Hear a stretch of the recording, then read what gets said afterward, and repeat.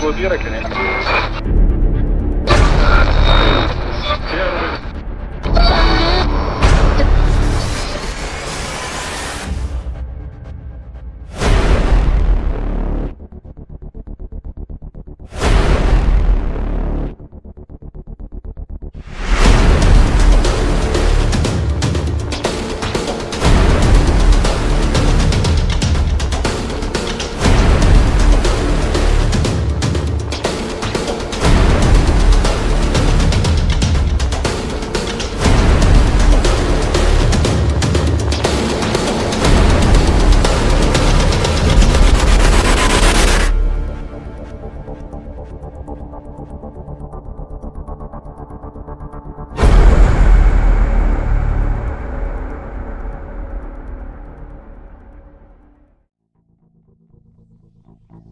Welcome, ladies and gentlemen, to our DVD series called Secrets of the Illuminati.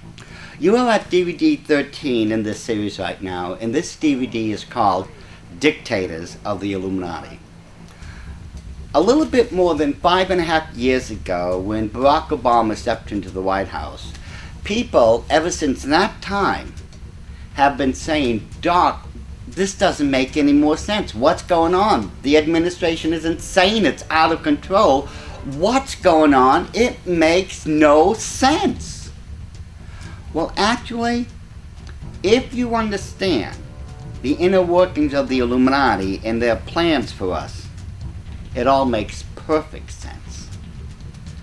But in order to understand the present, we'll first have to go into the past so we can understand the future. Putting all this together, ladies and gentlemen, you will understand why, at the end, it really does all make sense. That being said, we're going to begin our journey into the past, more than 150 years ago, to a person who at first was unknown, but history would regale as one of the greatest, if you would, economists, philosophers, sociologists, people like that, and his name was Karl Marx.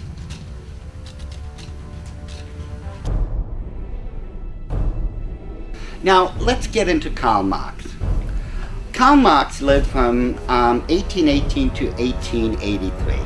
History would record him as, a German philosopher, economist, sociologist, historian, journalist, and revolutionary socialist. His works, nevertheless, in economics, are still being used to this very day. I mean, I gotta give it to the man when it comes to understand economy and how it's gonna affect things. This man really knew stuff. He really did. Now, Karl Marx, back in 1848, would publish a book known as the Communist Manifesto. It would be him and Friedrich Engels. Now, the Communist Manifesto basically contained Marx and Engels' theories about the nature of society and politics in their own words. Now, really in their own words, I remember one thing that they've always said. It said in the Communist Manifesto, it said, "The history of all hitherto existing society is the history of class struggle." So in other words, it's always the little guy trying to work himself up to the top. Now, it also briefly featured in his book, The Communist Manifesto, their ideas for how the capitalist society of the time would eventually be replaced by socialism and then eventually communism. Now, what's really interesting about that particular book, The Communist Manifesto, now remember, as I said, it was published in 1848.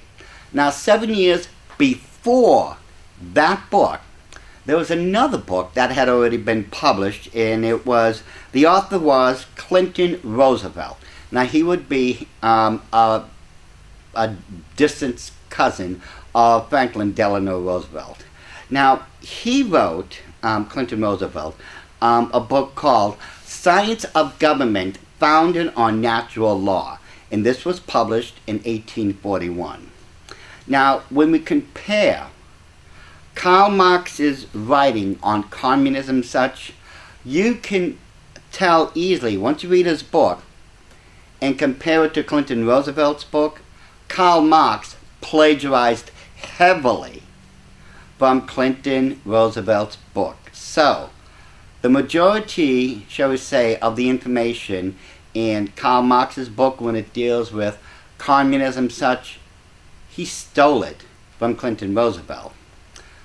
But it doesn't end there. You see, when we look at the tenets, just basically some of the tenets of Roosevelt's work, if we look at just some of them, it's like he wrote to abolish all private property, the abolition of the rights of inheritance, the abolition of religion, the abolition of the family unit.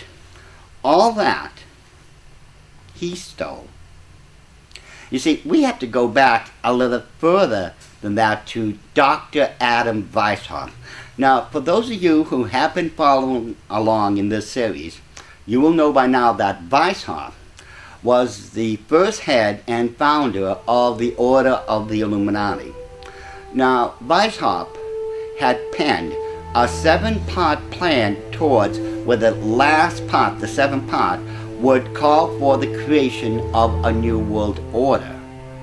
However, you look at those 7 steps that make up that entire plan, you'll find out that Clinton Roosevelt also stole his information from Dr. Adam Weishaupt. So in essence, communism was not Karl Marx's idea, and it wasn't Clinton Roosevelt's. It had always been Dr. Adam Weishaupt's and the Order of the Illuminati.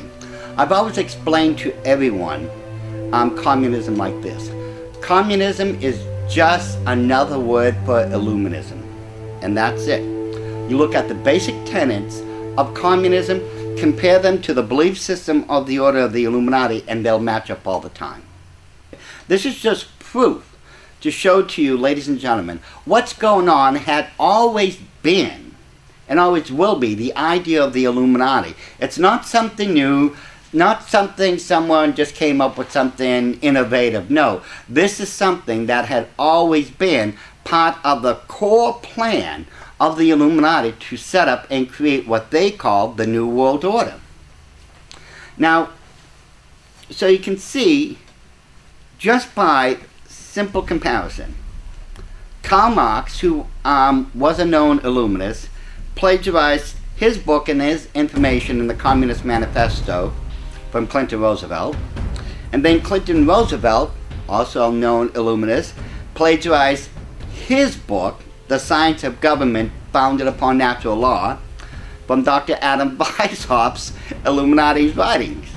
So all this can easily be traced through literature. You just go back far enough, you can find out easily it was Dr. Adam Weishaupt who wrote all these things.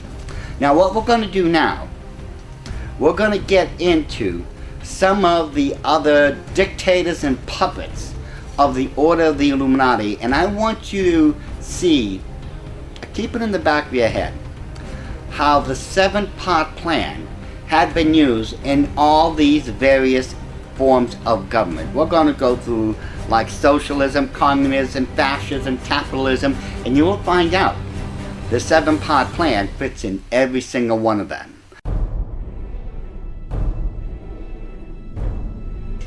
Now let's get into Vladimir Lenin. Vladimir Lenin was a Russian revolutionist who borrowed heavily from Karl Marx's Communist Manifesto. Now, his political ideas are summed up in that everything he had done, supposedly, was for the proletariat. the proletariat, basically, they're the poorest people in society. They have no means of production or anything like that, so they have to work for someone in order to earn a living. Now, Lenin, as you can see in this next photo, would eventually be speaking in the Red Square in Russia and throughout all of Russia, garnering the attention of the proletariat, saying, I'm going to do this for you, I'm going to do this for you, we're going to raise up the poor people and we're going to make them a part of the middle class and all this. But the problem was, Lenin was getting the attention of Tsar Nicholas II's army and, you know, his secret police. They were watching this guy now. Eventually, because Lenin would be labeled a troublemaker to society and a threat, if you would, to the throne of Russia, he would be exiled. And he was exiled to Siberia from 1897 through 1900.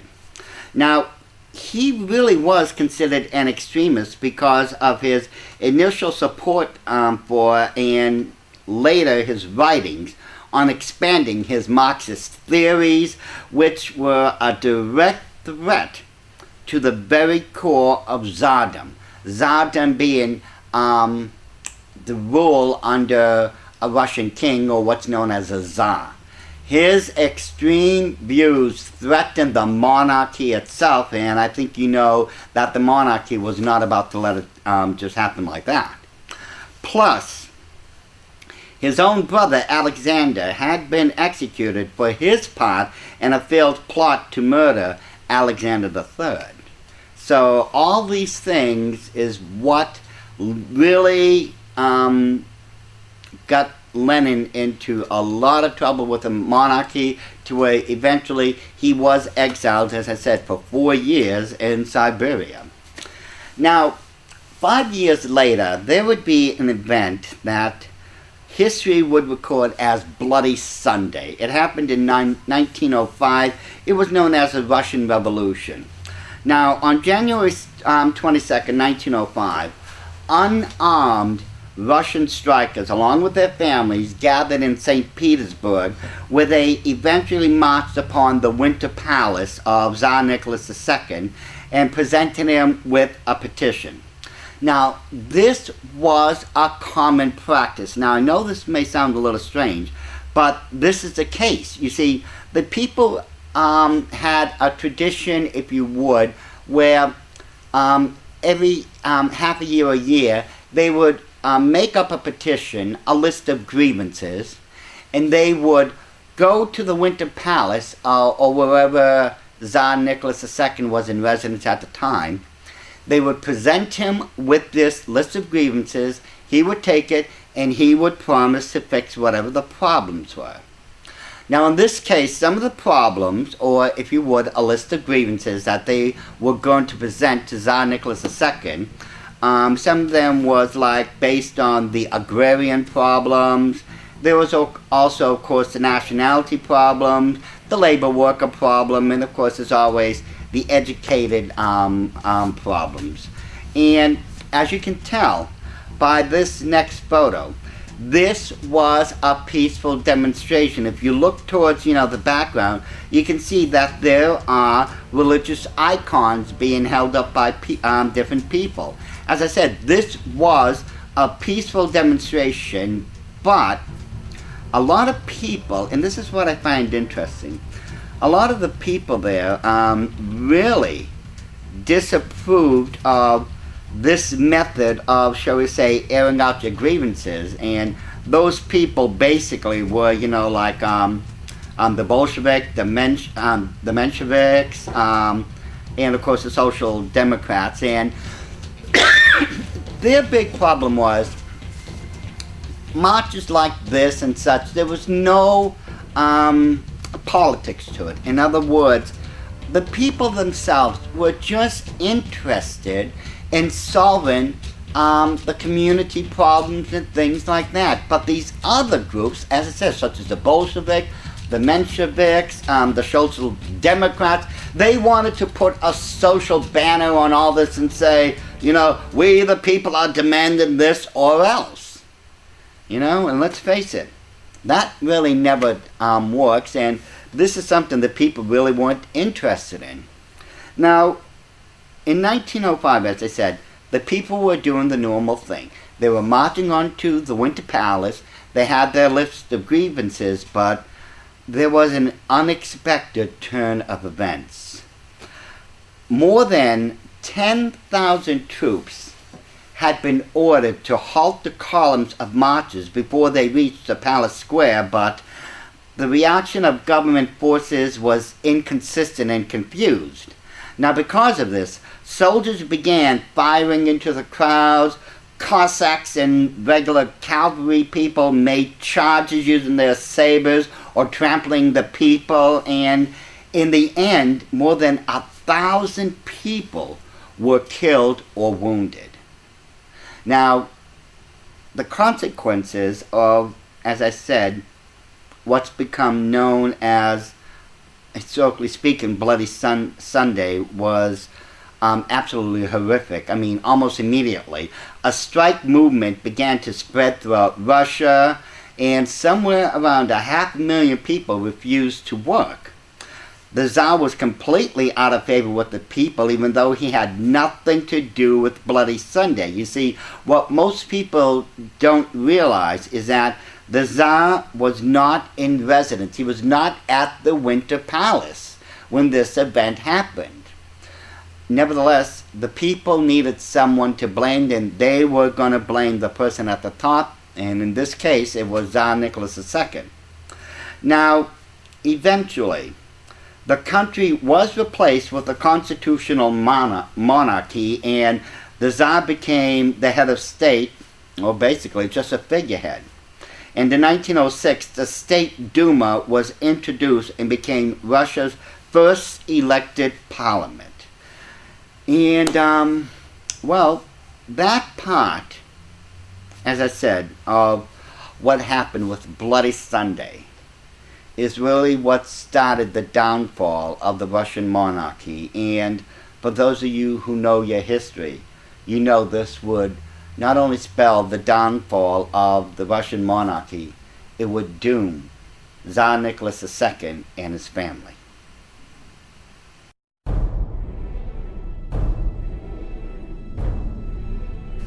Now, another puppet comes into the forefront when we take a look at those events surrounding Bloody Sunday and the overthrow of the Russian monarchy.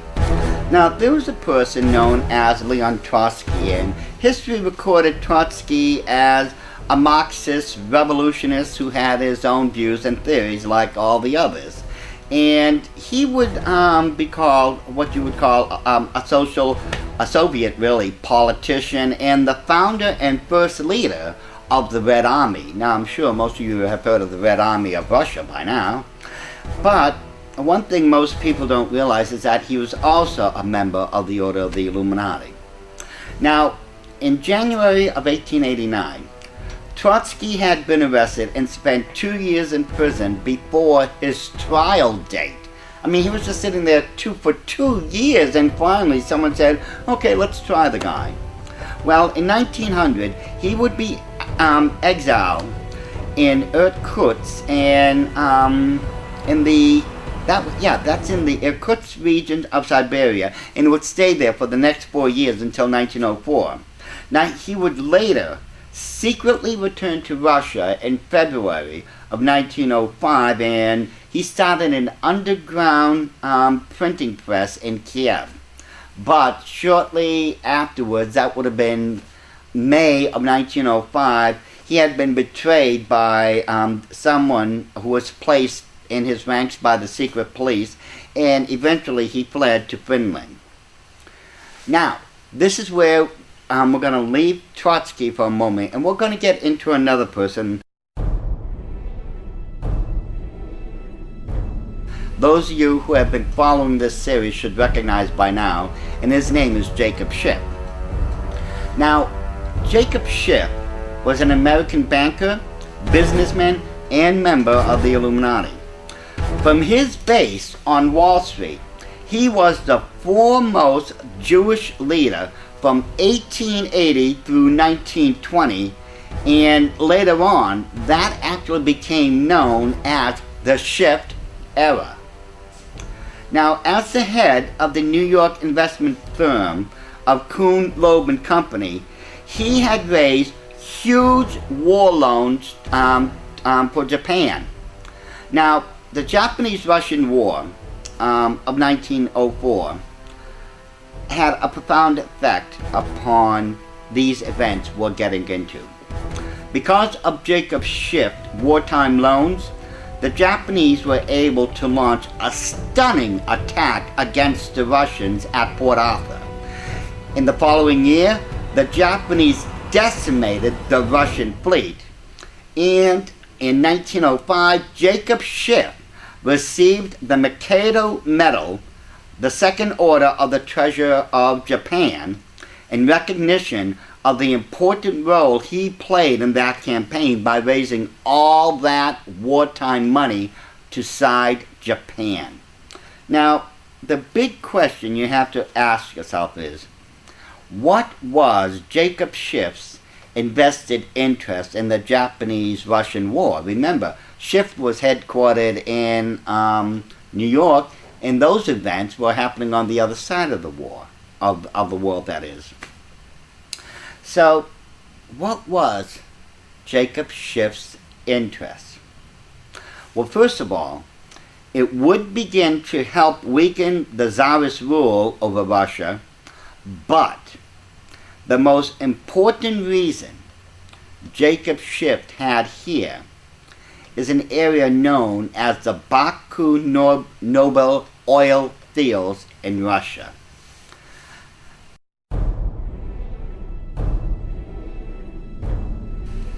In 1905, Leon Trotsky would, shall we say, re-emerge again. You see, Trotsky, if you remember, had left Russia and fled to Finland.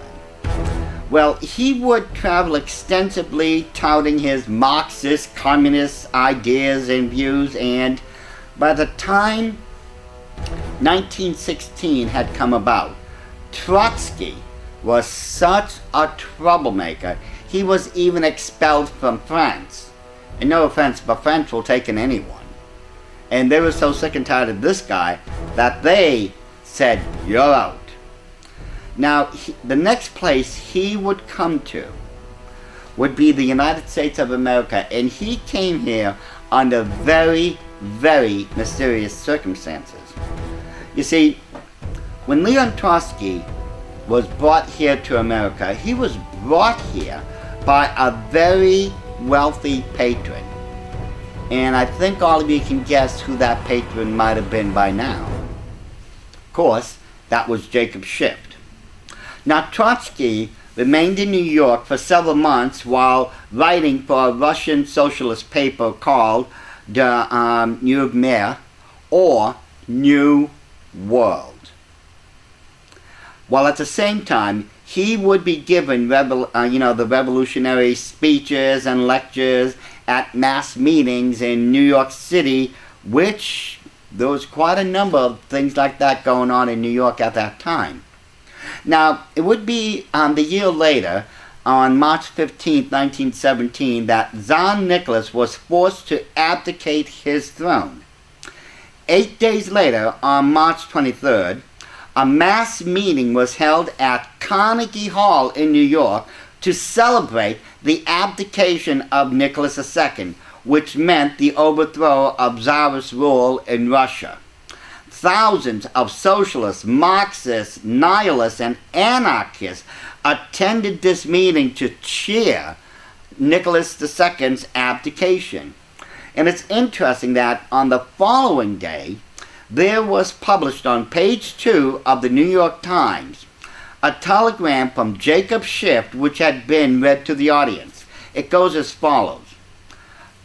Jacob Schiff said, "Will you say for me to those present at tonight's meeting how deeply I regret my inability to celebrate with the friends of Russian freedom the actual reward of what we had hoped and striven for those long years. And there was another article. It was, I believe, this first one was the New York Times also. He said, "May I, through your columns, give expression to my joy that the Russian nation, a great and good people, have at last effected their deliverance from centuries of autocratic oppression, and through an almost bloodless revolution have now come into their own. Praise be God on high." And that was Jacob Schiff. And he wrote another letter, and this one appeared in the Evening Post, where he said, "Replying to your request for my opinion of the effects of the revolution upon Russia's finances, I am quite convinced that with the certainty of the development of the country's enormous resources, which, with the shackles removed from a great people, will follow present events, Russia will before long take rank financially amongst the most favored nation in the money markets of the world." Now, listen carefully, as I said, to what Jacob Schiff had stated. He said the actual reward of what we have striven for these long years. Now the question is, what is this great reward? And he also said, "I am quite convinced that with the certainty of the development of the country's enormous resources, Russia will before long take rank financially amongst the most favored nations in the money markets of the world." So you see, there was a great reward Jacob Schiff was aiming for. And as I stated before, this involved a certain place in Russia known as the Baku Nobel oil field. Excuse me. Now, at the beginning of the 20th century, the leading oil producing field in the world was in the city of Baku, and almost half of the world's production of oil was being extracted from the Baku oil fields. Now, think about this, ladies and gentlemen. This is half of the world's oil fields. This is something the Illuminati wanted their hand on, and they wanted absolute control over. So, the Rothschilds, who are the head of the order of the Illuminati, wanted control of those fields for the Illuminati, but before they could do that, they had to destroy the Tsarist regime so it could no longer have any real power. Now, once the Tsars were out, Lenin was in. And he had agreed with the Rothschilds to give control of the Baku oil fields over to them. Now, let's remember one fact here. Whoever controlled the Baku oil fields would control half of the world's oil. This is what the Illuminati were up to with the downthrow of the Tsarist regime. They wanted more control, and this control this time would get them more than half of the world's standing oil fields. Now, at this time, when all this turmoil was going on and the Russian Revolution had happened, Trotsky, who was living in New York at the time, and this would have been during the spring of 1917, he had given a speech before his departure because he was going to head back to Petrograd. Part of his speech, he said, "I am going back to Russia to overthrow the provisional government and to stop the war with Germany." Well, Trotsky had boarded a ship called the SS Christian Ford, and he had $10,000 in his pocket for traveling money. Now, ladies and gentlemen, $10,000 is a lot of money nowadays, and think of how much $10,000 really was worth a century ago. I mean, that would have been almost like carrying $500,000 in your pocket. And that was just for expenses. Now, the ship Trotsky was on left New York and put in at Halifax, Nova Scotia in Canada. Now, once it had, Trotsky was arrested on the spot by Canadian and British naval personnel. You see, Trotsky was arrested because he was recognized as a threat to the best interests of England and Canada, of course, which is the mother country, in the British Commonwealth. It's part of the British Empire. Now, Russia was an ally of England at the time in World War I, which is why Canada, which is part of the British Empire, why they arrested Trotsky. Now, by helping to overthrow Russia, Trotsky would be helping to strengthen Germany, to whom England was fighting against at the time. So Canada had every reason and legal right to arrest Trotsky on the spot. Now, this is where it really takes an interesting twist. When Trotsky was arrested, telegrams were immediately arriving in Halifax. One such telegram came from an obscure attorney in New York. Another came from the Canadian Deputy Postmaster General. Even a high-ranking British military officer had sent a telegram asking about Trotsky and urging for his immediate relief. Now, the head of the British Secret Service in America at that time was Sir William Wiseman, who occupied the apartment directly above Colonel Edward Mandell House. Now, for those of you who've been keeping up with this series, I'm sure you know who Colonel Edward Mandell House was. Now, both men were close friends, and Colonel House had revealed to Wiseman that President Wilson wanted to have Trotsky released. Our own president had a vested interest in these events.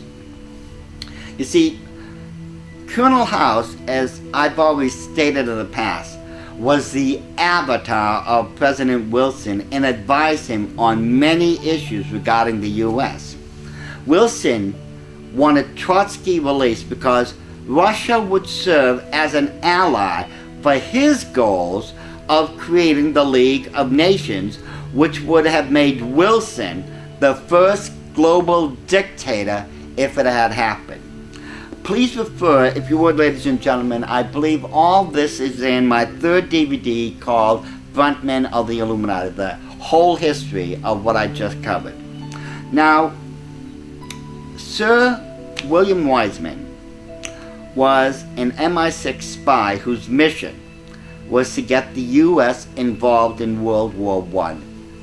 The Allies, England and those others, they wanted us to get involved, but we weren't getting involved in first. So Wiseman from MI6 was sent to America to get us involved one way or the other.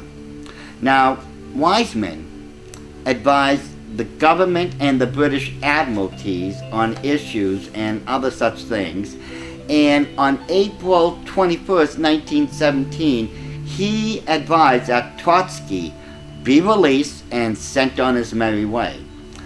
And it would be President Woodrow Wilson now who provided Trotsky with an American passport to return back to Russia so he could go ahead with the Russian, revolution and the war in 1917. Now, Trotsky would return, as I stated, to Petrograd on May 17th. Now, this is where it takes another twist. The Illuminati had sent through Germany to Trotsky $20 million worth of gold. So as soon as Trotsky arrived, the gold had arrived, and Trotsky now had all the money he needed to finance and back the Russian Revolution. Now, World War I was created by the Illuminati in order to secure the rich Baku Noble oil fields. Taking the fields would give the Illuminati control of half of the world's oil reserves. It also served to sever the British ties with Russia and end the German-British relationship. Plus, the Illuminati could install, for the first time in history, their global Illuminati communist beliefs into a nation that would become a superpower. So, the coming New World Order was now well on its way. So, in the end, the Russian Revolution of October 1917 was a success. On November 8th through 1917 through January 21st, 1924, Lenin held the title of Chairman of the Council of the People's Commissars of the Russians. Lenin was in power, but he wanted to keep the Baku oil fields and all the wealth that went to it for himself. Now, this was his ultimate and most fatal mistake. On January 21st, 1924, while Lenin was trying to hold on to his power, the Illuminati had him murdered through poison. And shortly after that, once the next dictator would take his place in Russia, Leon Trotsky would also be executed. However, communism, the belief system of the Illuminati, would stay in force. Now, it's interesting that Leon Trotsky had made a most interesting quote. Now, listen to this. Now, this is talking about the Illuminati, how they're using the temples of the Freemasons and other things, which eventually caused his downfall and Lenin's. Listen to this. He wrote, "In the 18th century, Freemasonry became expressive of a militant policy of enlightenment, as in the case of the Illuminati, who were the forerunners of the revolution. On its left, it culminated in the Carbonari." And that was a direct quote from Trotsky's book, My Life, The Rise and Fall of a Dictator. Now, it's interesting that if we look at others during the time of the Russian Revolution, so many other people who realized the truth of the Illuminati and what was really going on, they were warning people of these things. But the problem is, and it's the same thing that goes on nowadays, it seems, so many people who are on, the proverbial watchtowers, the watchmen looking out for the enemy who may be coming to attack us. So many of those people who have been faithful to God, the watchmen, they're ignored or they're ridiculed. But as I said, let's stay with the time period for now. During that time, others had been warning of what had happened. They even wrote eventually of what had happened, like, for instance, Sir Winston Churchill. He said, "The one who cannot see that on earth a big endeavor is taking place, an important plan, on which realization we are allowed to collaborate as faithful servants, certainly has to be blind." He also wrote, "From the days of Spartacus Weishaupt, Karl Marx, Trotsky, Bela Kun, Rosa Luxemburg, and Emma Goldman, this world conspiracy has been steadily growing. He's speaking of the Illuminati now. This conspiracy played a definite, recognizable role in the tragedy of the French Revolution. It has been the mainspring of every subversive movement during the 19th century. And now at last, this band of extraordinary personalities from the underworld of the great cities of Europe and America have gripped the Russian people by the hair of their head and have become the undisputed masters of that enormous empire. There was another person of renown during the same days, Winston Churchill and others, who had been given warnings of the Illuminati and what they had been up to. This individual was known as Nesta Webster, and she was renowned by other authors, people in the news media. I mean, she was lauded over by her contemporaries and colleagues as one of the greatest writers of history and other such things of her day and age. And she wrote, "Now, since we know that ever since 1866, and still at the present day," and this would have been the 1900s now, during World War I, "it is in secret societies and at meetings of spurious Freemasons that revolutionary doctrines have been propagated. Can we doubt that these associations are also the direct continuations of the Illuminati, and that it is on the doctrines of Weishaupt, the inventor of world revolution, that the thing we now call Bolshevism is founded?" She was clearly pointing out that it was the Bolshevik Revolution, or if you want to call it the Russian Revolution, was completely the work of the order of the Illuminati.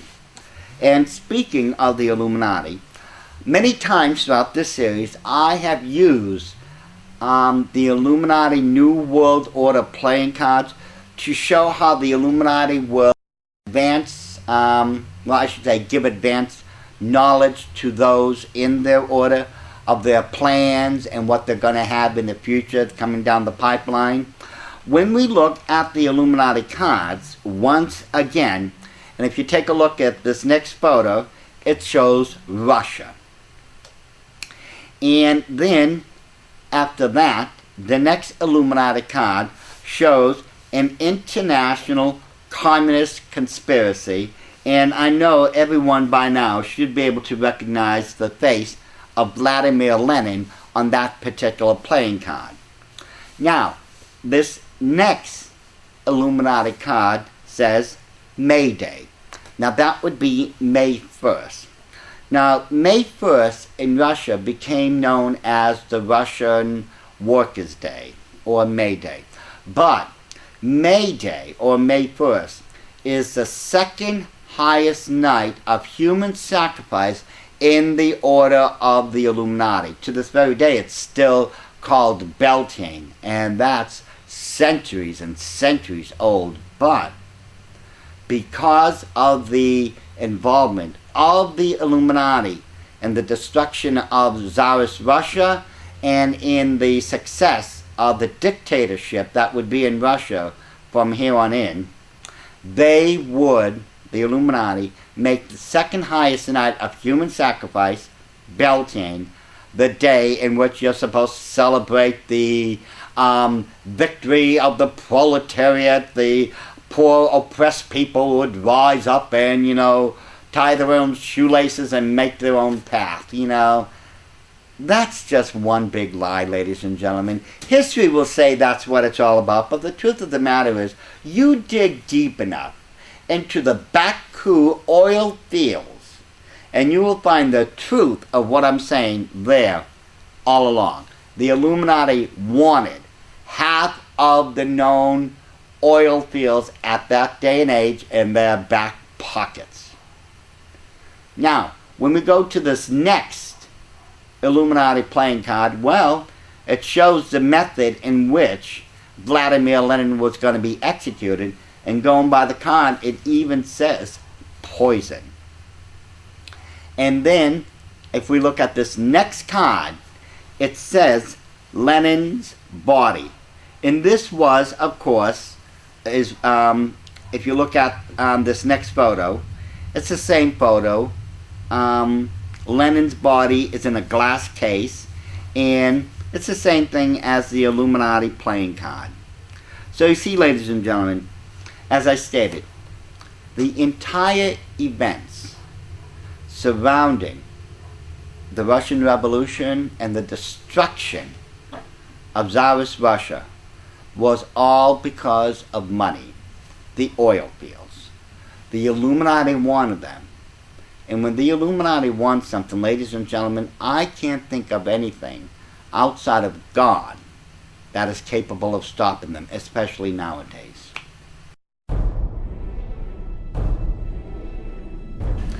After the death of Vladimir Lenin in 1924, Joseph Stalin would rise to become the leader of the Communist Party in 1929. Leon Trotsky was Lenin's chosen successor, but the Illuminati had plans for Stalin and later had Trotsky executed. Now what's interesting, when we look at this next photo, this is a what do you call it, a forged photo.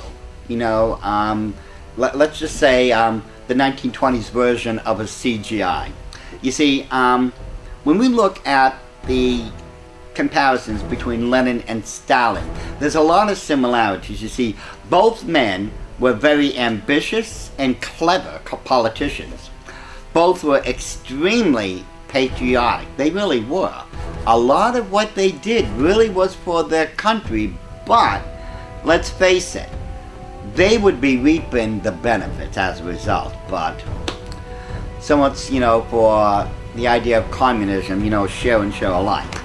Now, both would use their secret police to crush any opposition, and people were not allowed to speak their true opinions openly. Let's hear it for the thought police, ladies and gentlemen. But in order to make it look like Vladimir Lenin was passing the torch, if you would, over to Joseph Stalin, this picture, as I said, was doctored. You see, it was later on that Joseph Stalin, the man on your right, would be put into this photo. He was never there to begin with. This was really just Lenin sitting by himself. But in order to make it look like Lenin approved of Stalin and what he was doing, they doctored this photo and put Joseph Stalin into it. Now, as many similarities as there were between Lenin and Stalin, there was also a number of differences. You see, Lenin was more careful in the way he used the secret police, and the secret police, then known as the Cheka. Stalin was more crush any opposition and went so far as to hold show trials in public to eliminate any person who stood in his way. Lenin was more popular because of the October 1917 revolution, and he was one of the people as far as the general public was concerned. Stalin, on the other hand, was less popular because of the way he eliminated his opponents. Stalin's unpopularity became even more so during the purges that happened between 1928 and 1936. Now, the purges, or the Great Purge, was a campaign of political repression in the Soviet Union orchestrated by Joseph Stalin from 1934 through 1939.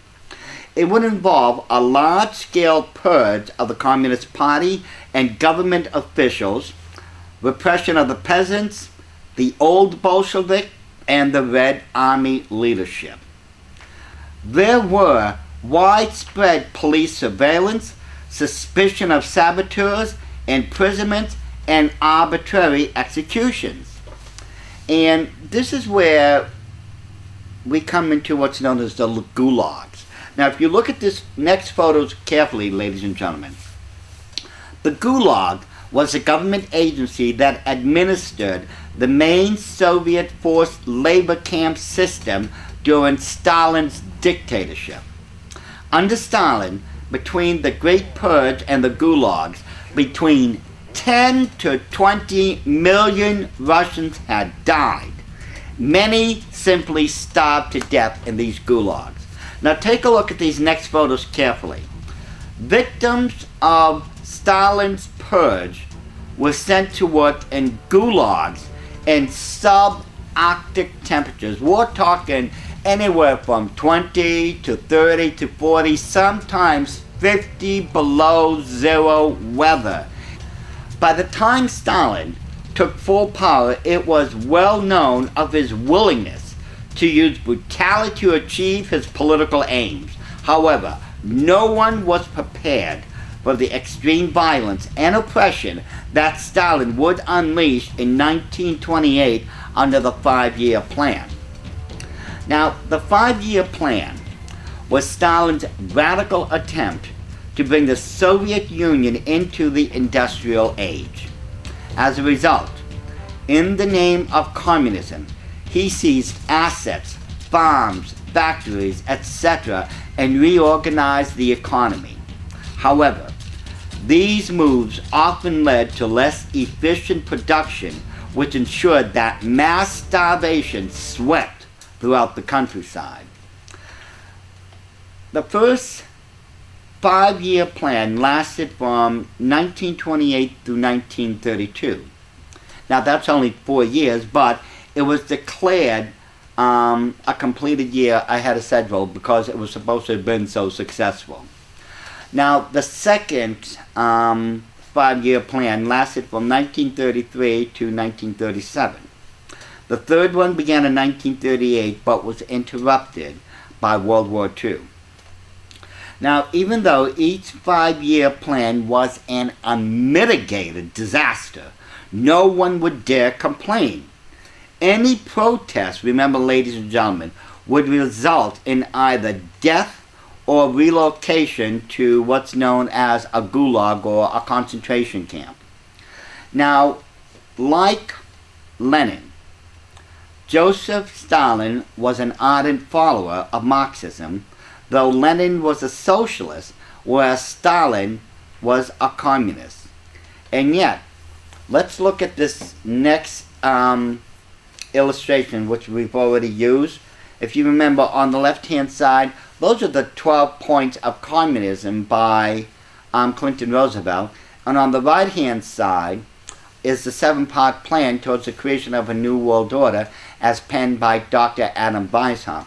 And once again, when we look at just part of the system of the way Joseph Stalin was running things when he was the dictator in Russia, he used the exact same plans as illustrated first through Weishaupt and then later on through Clinton Roosevelt and later on through Karl Marx. So you can see all these things line up perfectly with the original 7-part plan that had been used all along.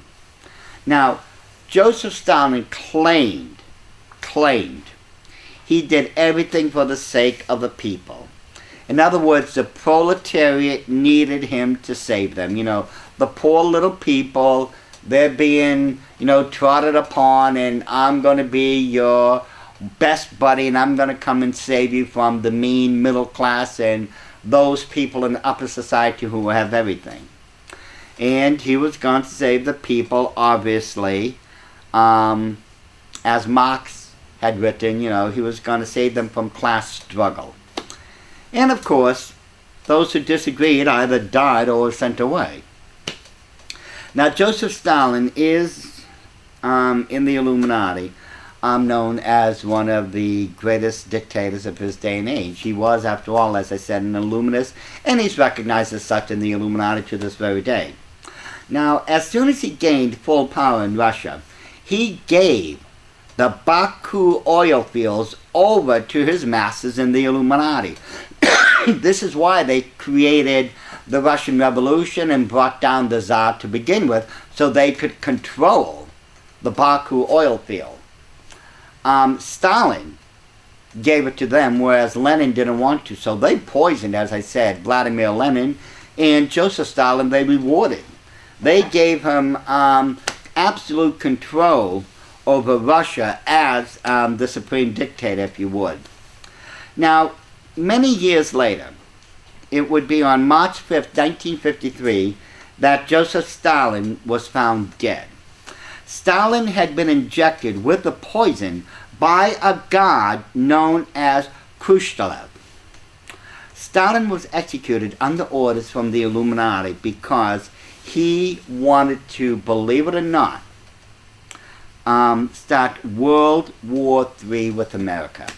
You see, at this point in history, Joseph Stalin, as I stated, he became the dictator of Russia, and for almost 30 years, his power was growing incrementally. You know, Russia was becoming a world power also, and it was about 7-8 years after World War II, with Joseph Stalin, he really had visions of grandeur, if you want to. He thought Russia was bigger than what it really was, and that was his mistake. So he thought, I am going to now, with the Russian forces behind me, take on America, and we're going to take down that capitalistic nation and all its people once and for all.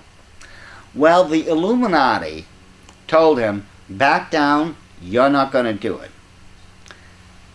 Stalin decided he was going to do it anyways. And he was actually making plans, putting them together to eventually attack America and force World War III. Well, the Illuminati, they realized Russia was nowhere near the supreme power Stalin thought it was. So, just like Lenin, they poisoned him.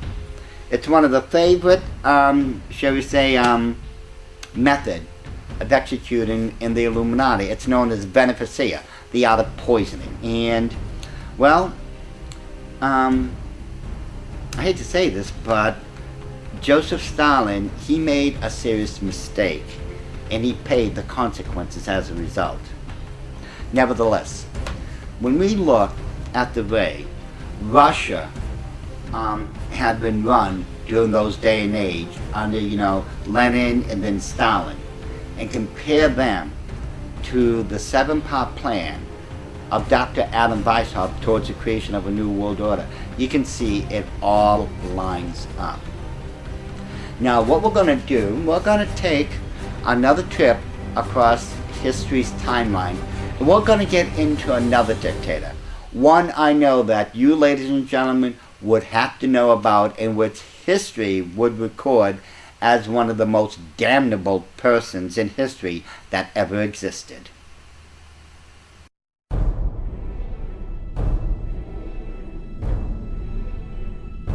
The next person we shall be talking about was Time Magazine's 1938 Man of the Year, none other than Adolf Hitler. Now, back in June 28, 1919, there was an event going on known as the Treaty of Versailles. Now, Germany had lost the war, and Germany was now going to have to pay supposedly for starting World War I, going by the Treaty of Versailles. You see, part of the punishments inflicted upon Germany for supposedly, and I must say again, supposedly starting World War I, going by the Treaty of Versailles, are as follows. Germany, along with Austria and Hungary, were to assume full responsibility for causing World War I. Germany would not be allowed to have any real standing army or machinery of war, and Germany was to pay war reparations. Now, the total amount of war reparations came out to be 132 billion Deutschmarks. Now, in today's terms, that would come out to be around 442 billion American dollars. Now, that was a staggering amount, and it was an unheard of amount in 1921, In 1921, the national debt of America was $787.8 billion. And Germany was going to have to pay $442 billion.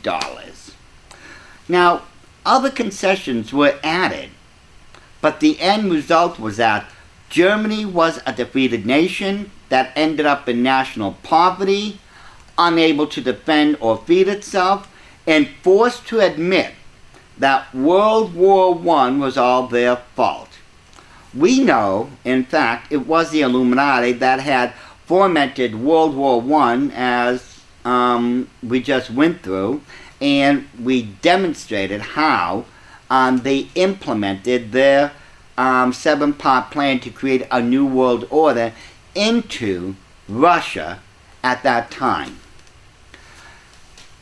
What's interesting, anyone who has ever read the Treaty of Versailles would understand that eventually a Second World War was imminent. Considering the unheard of demands placed upon the German citizenship, something eventually had to give. And eventually, something had. Fascism, or fascists, by definition, seek to unify their nation through a totalitarian state that promotes the mass mobilization of the national community. Now, a totalitarian state is a political system in which the state holds total authority over the society and seeks to control all aspects of public and private life wherever necessary. Now, fascism is in direct opposition to communism, socialism, liberal democracy, and traditional conservatism. If we were to draw, a line here and say this is the right-hand side of politics and this is the left-hand side, fascism is usually placed on the far right-hand side of the traditional left-right spectrum. Now, some of the common features of fascism would include a veneration of the state, a devotion to a strong leader, and a heavy emphasis on ultranationalism and militarism.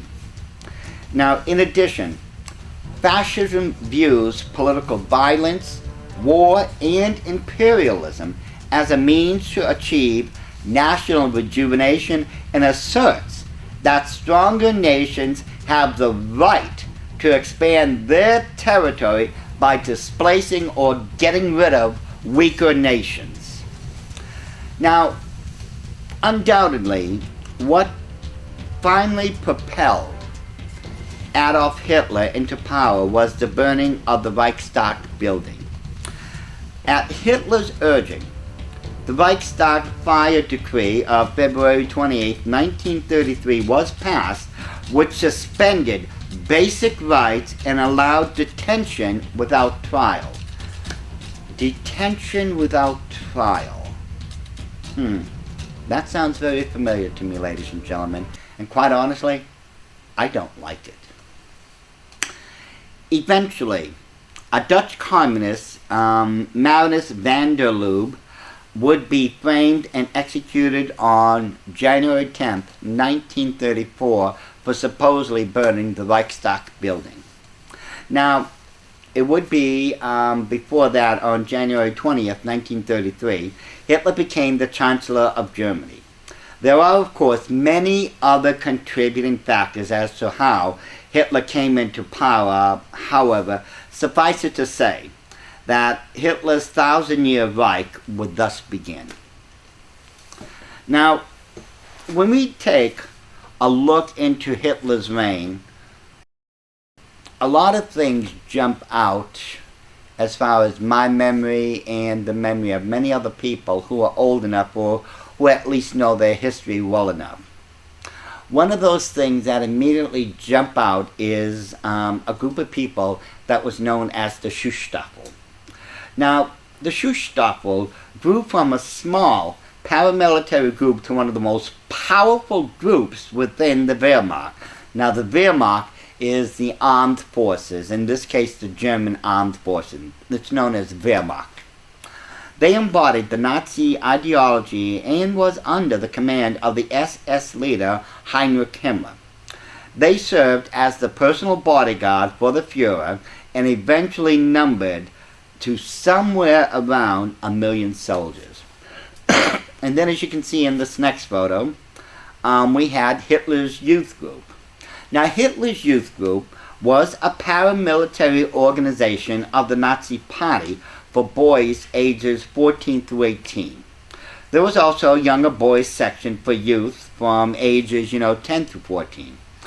These youth groups existed from 1922 all the way through 1945. There was also a girls section for those aged 10 to 14.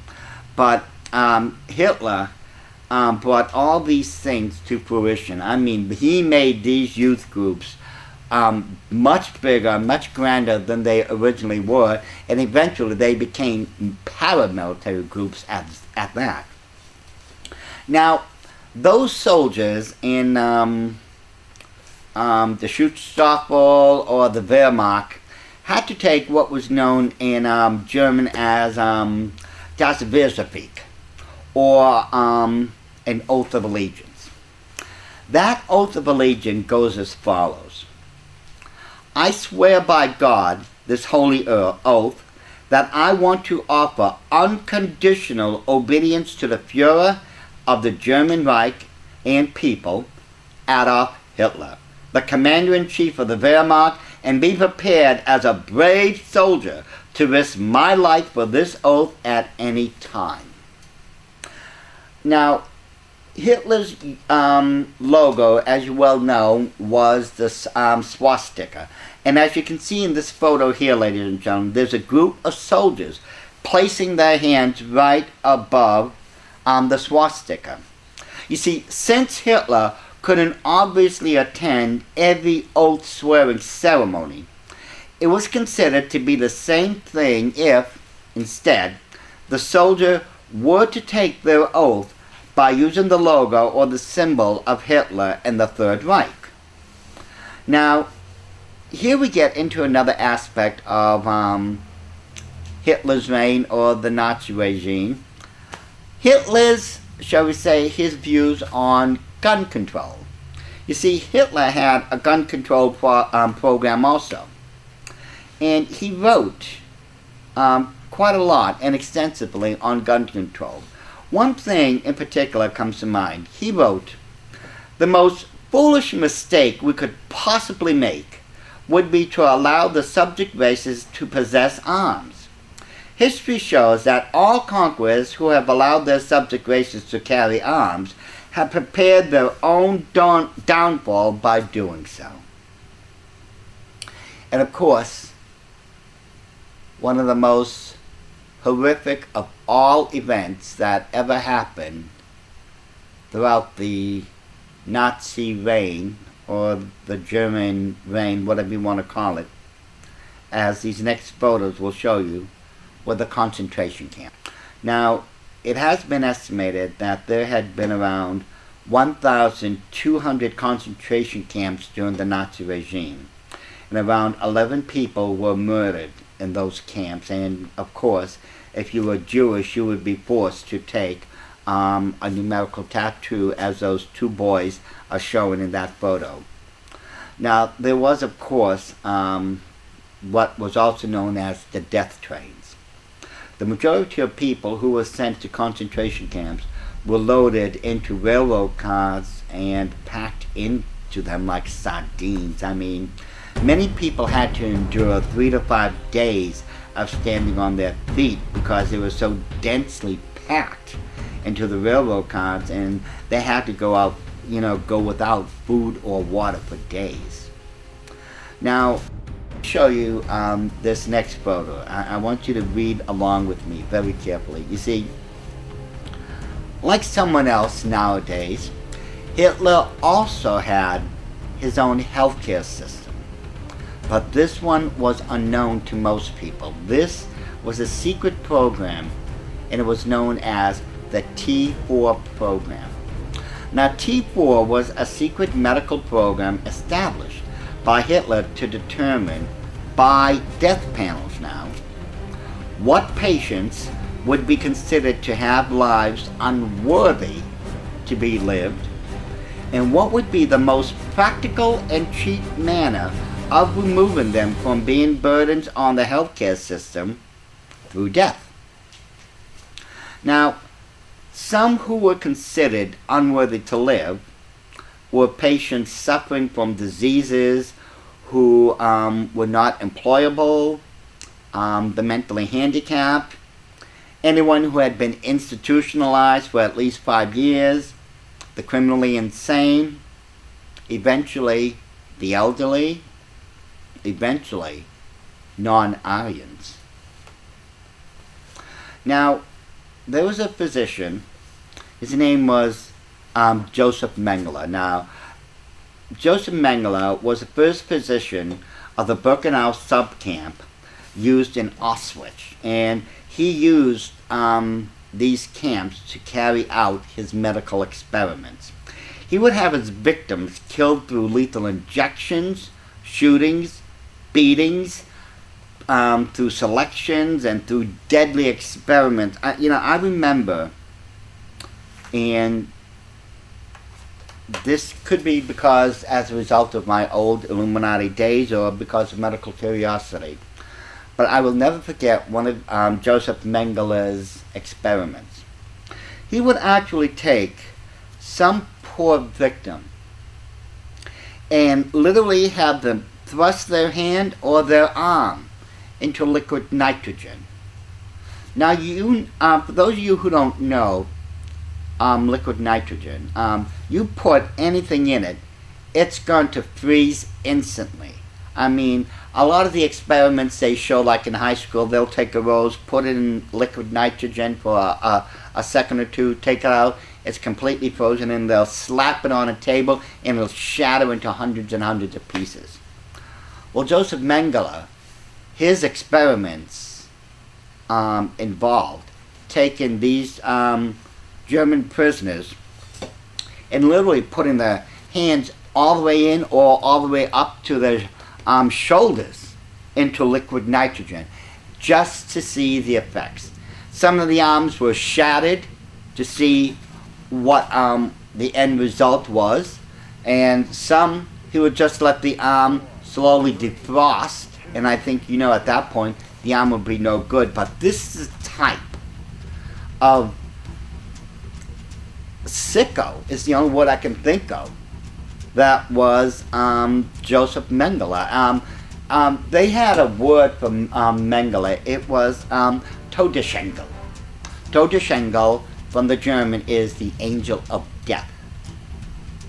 Now, interesting, in his book, The Nazi Doctors, this was a book written by Robert Lifton. He described Mengele as follows. He said Mengele was sadistic, lacking empathy, and extremely anti-Semitic, believing the Jews should be eliminated entirely as an inferior and dangerous race. You see, this is how the Nazis excused so much of what they were doing. They had stated that the Jewish people were inferior as a race, and that they were actually doing the people of the world a favor by getting rid of such a low-level race. Of course, obviously, I totally disagree with that, but this was the mentality that was going rampant throughout German society during World War II. Another interesting thing, if you would, about the Nazi regime, Hitler had a favorite place to vacation. Now, if you look at this next photo, ladies and gentlemen, it's absolutely breathtaking. You see all those, you see the Bavarian Alps around that area. You see, that's the Berghof in Obersalzberg of the Bavarian Alps near Berchtesgaden in Bavaria, Germany. And it's interesting that it was in Bavaria, Germany, where all this began, with the order of the Illuminati and the seven-part plan towards the creation of a new world order under Dr. Adam Weishaupt. Now, as I said, this is an absolute gorgeous area just to take a vacation, and eventually Hitler would be taking quite a lot of vacations in that area, which was known as Berchtesgaden. Now, education under the Third Reich, ladies and gentlemen. Now, I was beginning to teach high school shortly after I graduated from Louisiana Baptist University in Shreveport, Louisiana. That's my alma mater, class of 1984. Go 84. And I was beginning my teaching days as a high school teacher, and when I think back to what education under the Third Reich was, ladies and gentlemen, it was an absolute joke. Hitler understood that the most efficient way to unify Germany was through a new educational regime. Political parties were dismantled, and many of the nation's teachers, scholars, artists, and preachers were driven out of their positions. Under Hitler's reign, the German government, schools, universities, and churches became entities with a single purpose: to reproduce Nazi ideologies and to train the next generation of Nazi leaders. Under this regime, the Nazi Party was not only a government, but a new religion with Hitler as its god and the Nazi ideology, if you would, as its gospel. The most promising boys were selected for training in one of the 10 Adolf Hitler schools. In these schools, intellectual development was not a priority. The curriculum privileged physical strength and robot-like obedience to Nazi ideologies. Academic studies were dominated by Nazi themes of racial struggles and German pride. Graduates would be the brutal, efficient leaders of this new world order under the Nazi regime. Now, if Hitler was the new god over Germany, and Nazism was the new religion, then Heinrich Himmler would have to be the high priest over the ideology of Nazism. You see, Heinrich Himmler was interested in the occult from a very early age. He married his occult beliefs into his racist philosophy, looking for proof of Aryan and Nordic racial superiority from ancient times. He promoted a culture and a cult of ancestor worship, and particularly among members of the SS, as a way to keep the race pure and provide, if you would, immortality to the nation. Now, this is where we enter the Thule Society. Now, there was a primary focus of the Thule Society. You see, the Thule Society was one of the three major occult societies in Nazi Germany. We'll start with the Thule Society and we'll get to the others in just a second. But as a primary focus of the Thule Society was a claim concerning the origins of the Aryan race. Thule was a land often identified as Iceland. Now, Nazi mystics identified Thule as the capital of a lost ancient landmass known as Hyperborea, and that was supposed to have been the lost home of the Aryan race. And it would be from this occult group that Himmler would take a lot of their beliefs and incorporate them into his SS group, or as we stated, the Schutzstaffel. Now, the second major occult group was known as the Vril Society. The Vril Society was a group of female psychic mediums led by Maria Orstig. Maria claimed to be in communications. Now, this is going to be a little out there for you, ladies and gentlemen, but this is the truth. You see, Maria claimed to be in communications with aliens living on Alpha Centauri in the Aldebaran system. The word Vril actually comes from the ancient Sumerian word Vril Il, or like God.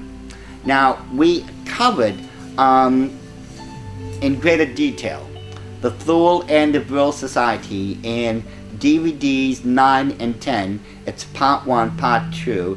It was called Aliens, Fallen Angels, or Antichrist.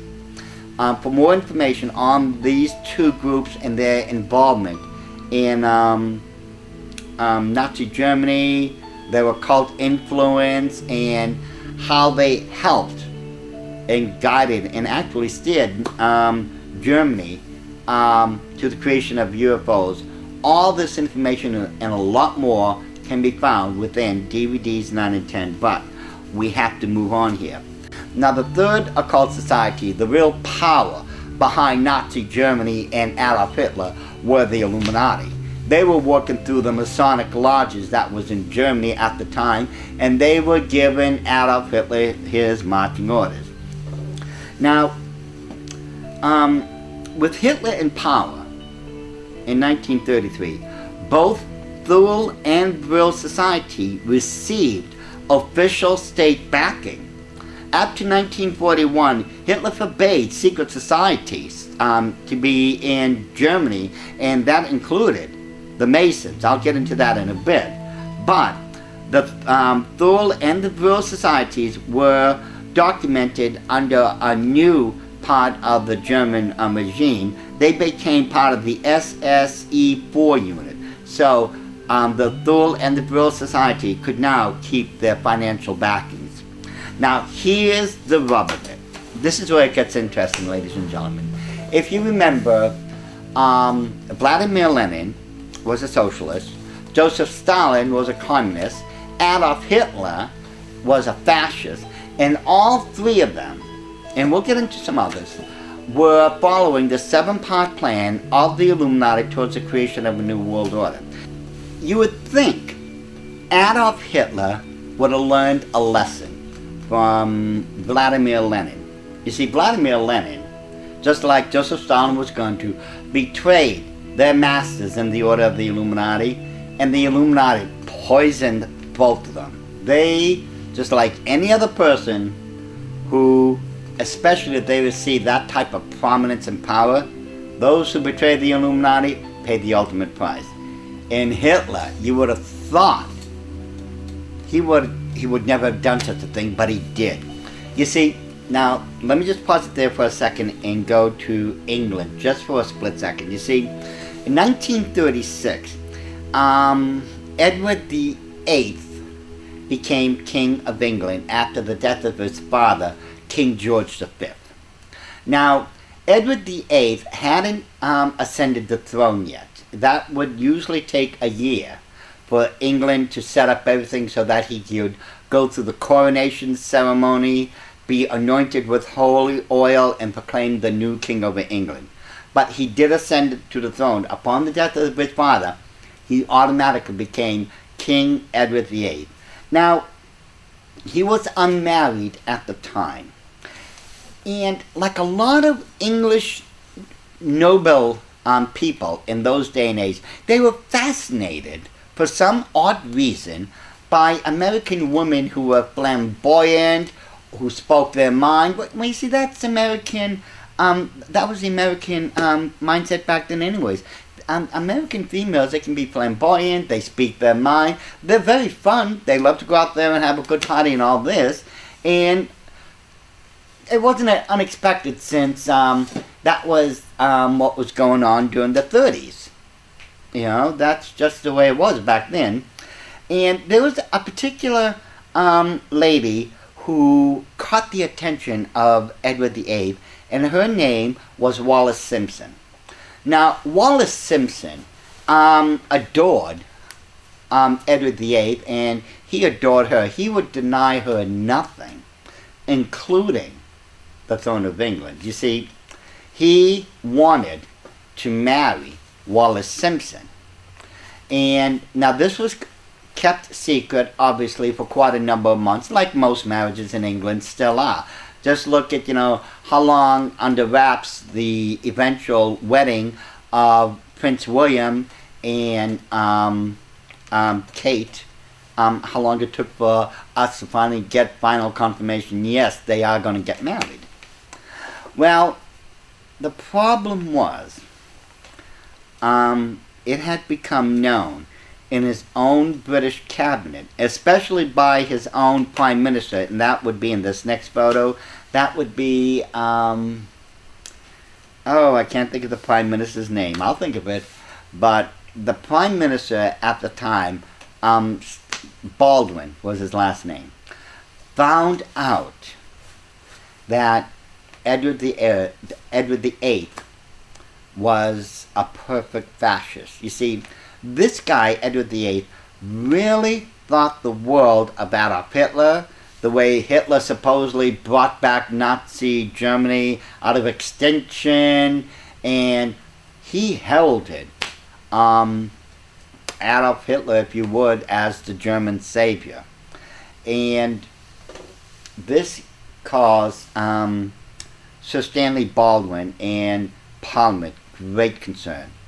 Because, you see, what would it be like, what could really happen if the King of England, after he was anointed and officially recognized and everything as the King of England, what would happen if the king would publicly support fascism and Nazi Germany? I mean, the ramifications for Europe would have been disastrous, let alone completely disastrous for England. And Baldwin and his government couldn't allow that to happen. They quite literally sought to destroy Edward VIII. Now, why would they want to destroy him? And there's another side to this story. This is where we get back to Adolf Hitler. You see, Hitler was secretly brokering a deal behind everyone's back with King Edward VIII. Hitler, through his people that were in England at the time, basically was telling Edward VIII, if you come out publicly on radio and support me and Nazism, when we, the German people and Adolf Hitler, eventually conquer the rest of Europe and England, we, let me pause it there. I forgot one thing.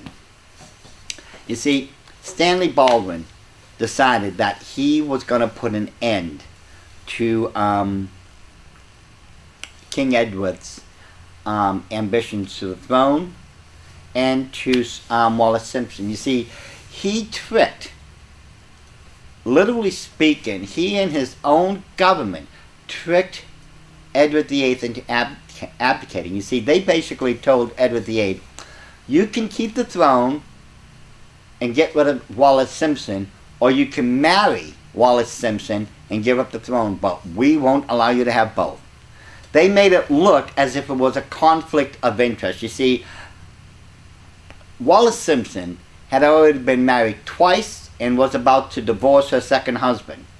Now, King Edward VIII, once he became the full King of England, would have also become the head over the Church of England. And the Church of England does not recognize divorces.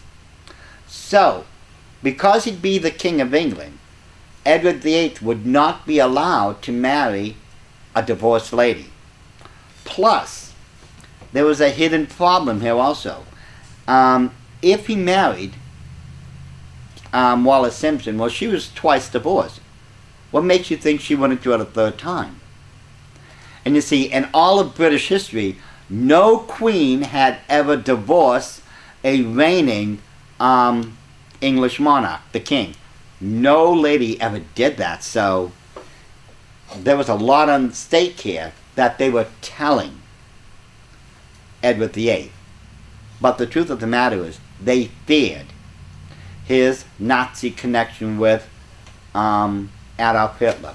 Because, as I said before, Hitler really was brokering a deal behind everyone's back and told Edward VIII, if you support me over the radio waves, once we conquer Europe and England, we will put you on the throne and we will allow you to make Wallis Simpson the Queen of England. This was an offer that literally Edward VIII couldn't refuse. You see, eventually what had happened, he was forced into the corner where he had to abdicate the throne of England. He then became, I believe, that would have been the Duke of Windsor.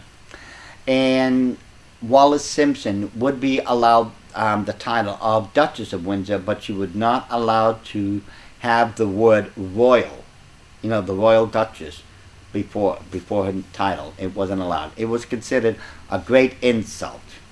And it would be Edward's brother who became King George VI of England.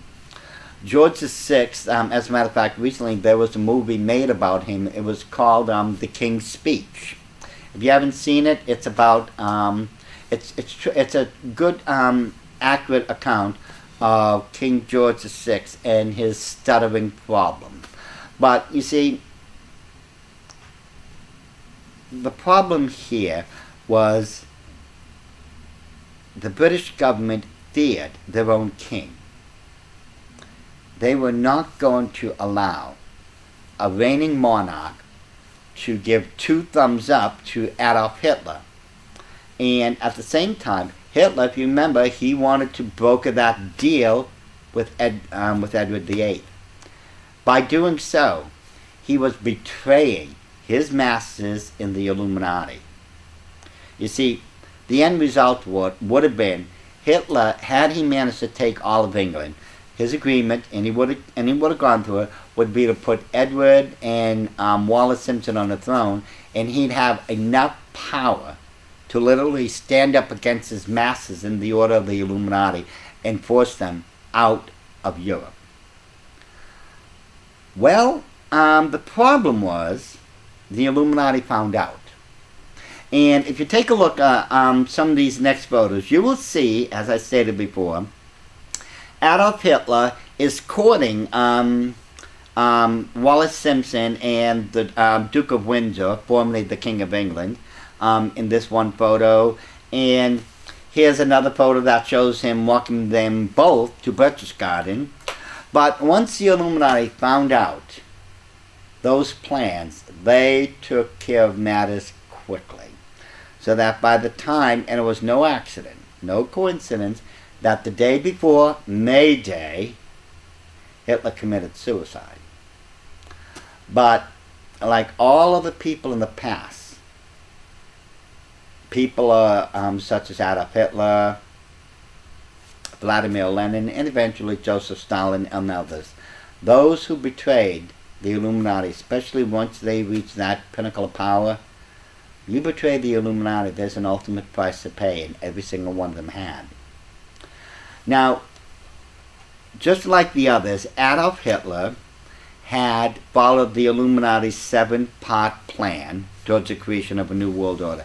And we're going to get more into this 7-part plan as we go along. But for now, what I want to do, we're going to get into other dictators of the Illuminati and into their regime so we can further illustrate and emphasize this 7-part plan, so that by the time we're done that, you're going to better understand, and I will illustrate this for you. I promise I will illustrate all of this for you once we bring it up to the present date.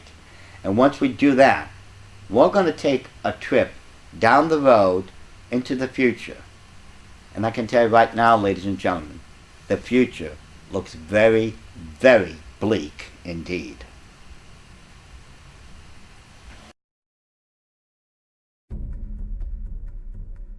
I realize, ladies and gentlemen, that there really is no such thing as a fan club, for dictators.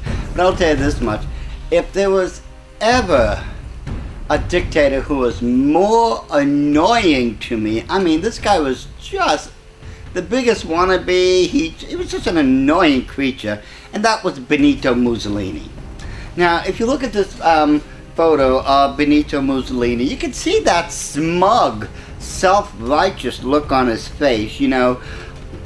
Granted, history books would recall Benito Mussolini as an Italian politician, journalist, and eventually leader of the National Fascist Party.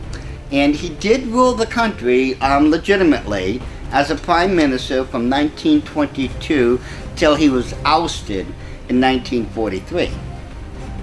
As a young man, Mussolini demonstrated to have a high intelligence level, but he was a loud and boisterous and really a disobedient child. Because of his father, Mussolini was taught a passion for socialist politics and a defiance against authority. Even though he was expelled from several schools for bullying and disobedience to school authorities, Mussolini eventually obtained a teaching certificate in 1901 and for a brief time worked as a schoolmaster. About a year later, in 1982, Mussolini moved to Switzerland to promote his socialist agenda, and through his rhetoric and charisma, quickly built a reputation for himself. He was eventually expelled from the country because he was an agitant, like a lot of people would. I mean, they're stirring up politics and other things in their nations that their leaders don't want to hear about. So, yep, just like so many other wannabes in the past, he was thrown out of the country. Now, in 1904, 3 years later, 1904, Mussolini had returned to Italy, where he continued to promote his socialist agenda. He would be arrested and imprisoned for a short period of time, and after his release, became the editor of his organization's newspaper, Avanti. Avanti is the Italian word, basically, come in or go out. The word's interchangeable. It's Avanti. And this gave him a much larger audience to work with and to project his ideals through, and to really expand his influence. Now, when Italy first entered into World War I, Mussolini had opposed it, but later on saw it as an opportunity to bring his country back to the glory days of the Roman Empire. He joined the Italian army in 1915 and fought on the front lines, where he would obtain the rank of that of a corporal, and he would later be discharged from the military because he had been wounded in combat. Now, this is what's really what I call the real turning point for Mussolini, because Mussolini, he went from socialism to becoming a fascist. You see, he was eventually disowned by his own socialist party because of his new founded view towards the government. No longer did he want to overthrow it, but he wanted to reshape, as I said, his own government into the glory days of the Roman Empire. And he heavily read the writings of Giuseppe Mazzini. Now, history again called Giuseppe Mazzini a revolutionist, but Giuseppe Mazzini became the second head of the Order of the Illuminati after Dr. Adam Weishaupt, the first head, had passed away. Mazzini took over, and Mussolini was favoring and reading just about anything Mazzini was writing. Now, after World War I was over, Mussolini resumed his political activities and criticized the Italian government for showing weakness at the Treaty of Versailles. He organized several right-wing groups into a single group, and in March of 1919, he formed the Fascist Party. Taking advantage of the public discontent at the time, Mussolini organized a new group known as the Black Shirts. Now, the Black Shirts were fascist paramilitary armed squads who used violence and intimidation against Mussolini's opponents. It would be not too many years down the road in 1922, Mussolini was given the authority to restore order to Italy. Slowly he dismantled all democratic institutions and in 1929 made himself dictator of Italy, taking the title of Il Duce. Now, just look at this photo for a second. Now, from the Italian, Il Duce has several meanings. One in particular, it does mean, the leader. But the one, when I look at this smug, contemptuous look on Mussolini's face in this photo, Il Duce can also mean the boss. And when I consider, the pompous arrogance of this individual, he wouldn't have been satisfied with the leader. I'm sure he took, as I said, one of the other meanings, the boss for his title. Now, to prove his military prowess and leadership, Mussolini invaded Ethiopia on October of 1935, and shortly thereafter, Ethiopia would become part of the new Italian Empire. But there was more things to come. You see, hoping to extend his power and influence, Benito Mussolini in 1939 sent fascists into Spain to help support the Spanish fascists during the Spanish Civil War. Now, this is where Adolf Hitler started paying attention to Benito Mussolini. You see, Hitler was impressed by Mussolini's early military conquests and such, and he formed an alignment with Mussolini, and in 1939, the two countries had signed a military alliance known as the Pact of Steel, though it was originally known as the Pact of Blood. So it would be years later, at the Casablanca Conference, that would have been in January of 1943, at the Casablanca Conference, President Franklin Roosevelt and Sir Winston Churchill created a plan to take Italy and Mussolini out of the war and force Germany to move its troops to the Eastern Front against the Soviet Union. Now, Allied forces secured a beachhead in Sicily and began marching up the Italian peninsula. Under mounting pressure, Mussolini was forced to resign his position, and eventually he was arrested. He was rescued by German commandos and moved his government to northern Italy.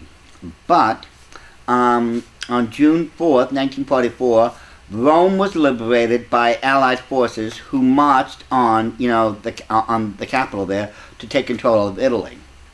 So Mussolini and his mistress, that was Claretta Petacci, they attempted to escape to Switzerland but were captured by the Italian underground on April 27th, 1945. And if you look at this newspaper that's on the screen carefully, you find out the following day, on April 28th, in Messagua, Italy, both Mussolini and his mistress were hanged, and the bodies were left on display at the Piazza Loreto Milan Plaza to prove to everyone that he was dead. And interesting enough, he died just 2 days before Adolf Hitler. Now, if again we take a look at the original 7-part plan of Dr. Adam Weishaupt, you can see on the left-hand side, this time we have the 7-part plan of Weishaupt.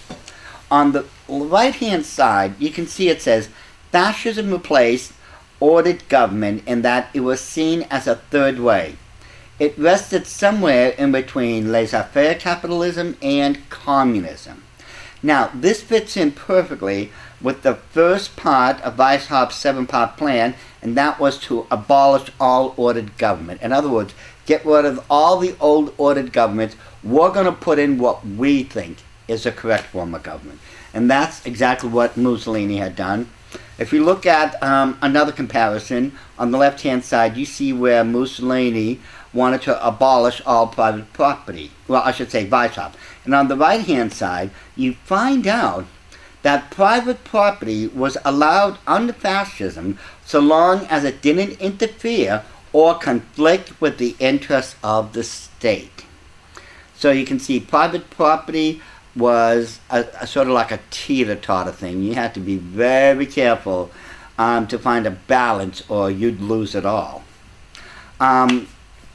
If we look at the fourth part here, where it calls for the abolition of all patriotism, according to Dr. Weishaupt, go to the right-hand side, you will see it says, as his title implies, Il Duce, meaning the leader, but in Mussolini's case, I'm sure he meant the boss. Mussolini was a classic example of a megalomaniac. He believed everyone owed allegiance to him. And this is why a lot of people had died under his regime. If you didn't pledge allegiance and swear your fealty to him, yeah, he'd get rid of you. Again, going back to the 7-part plan.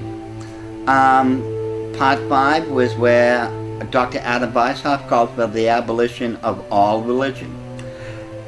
And if we look at what Mussolini had done, so he brokered the Lateran Treaty with the Catholic Church, which allowed the Vatican City to become a separate state. Mussolini was an atheist. He allowed the Lateran Treaty in hopes that the Catholic Church would excommunicate Hitler, which they didn't. See, Mussolini, and people say, oh, he was Italian, he was a Catholic. No, he was an atheist. He was a hardcore atheist, but he brokered a deal with the Catholic Church. It was known as the Lateran Treaty. By doing so, he allowed where the Vatican was right now to become a separate independent state, and the Pope would be the head of the state. They'd have their own government, their own army, their own reserve system, everything. So technically speaking, Mussolini was the person who really allowed Vatican City and the Vatican State to come into being. But he did it because he wanted the Catholic Church to excommunicate Hitler. But when they didn't do it, Mussolini started siding with Hitler, even beyond the Pact of Steel and other things. He became a hardcore fascist and a follower of the Nazi regime.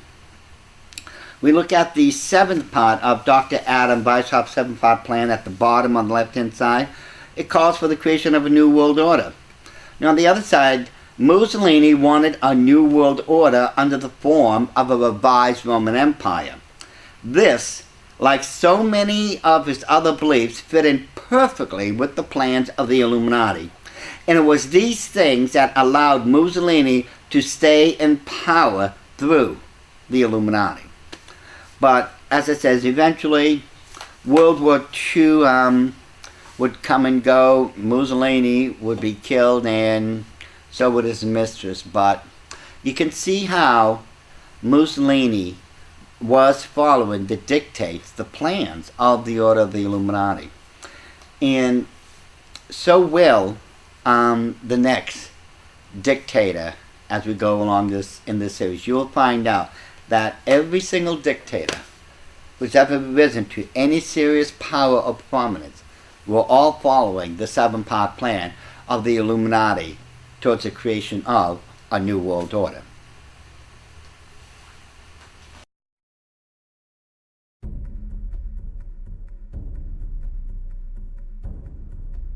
The next Illuminati dictator we will get into, ladies and gentlemen, is Chairman Mao Zedong. Now, for those of you who don't know, Mao Zedong was a Chinese communist revolutionary. He was a politician, poet, military strategist, some said, a socio-political theorist, and he was responsible, never forget this, he was directly responsible for the deaths of 40 to 70 million of his own countrymen through persecution, starvation, and outright murder. A lot of people want to say this man really was misunderstood. Well, guess what, folks? I understand what the death of 40 to 70 million people are. And they were, as I said, most of them were starved to death. Now, Mao Zedong was born on December 26, 1893. And he was born in the late 19th century when China was but a shadow of its once glorious past. Now it was being led by the decrepit and, the corrupt Qing dynasty. Now, Mao was raised in the farming community of Shaoshan in the province of Hunan, China. Life was difficult for many Chinese citizens at this time, but Mao's family was better off than most. His father, Mao Zedong, was a prosperous grain dealer, and his mother, Wen Qimi, was a doting mom. She really loved her kids, so she would just dote on them all day long. Now, when he was 8 years old, Mao attended a small school in his village, but received very little education.